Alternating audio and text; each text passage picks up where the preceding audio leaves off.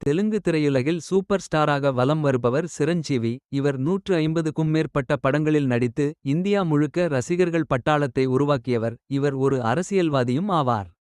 சமுதாயத்திற்கு சிறப்பாக பங்காற்றியதற்காக இங்கிலாந்து நாடாளுமன்றத்தில் சிரஞ்சீவிக்கு நாளை பாராட்டு விழா மற்றும் வாழ்நாள் சாதனையாளர் விருது அளிக்கப்படவுள்ளது. இது மட்டுமல்லாமல் பொது சேவை, கலாச்சார தலைமைத்துவம் ஆகியவற்றுக்காகவும் வழங்கப்படுகிறது.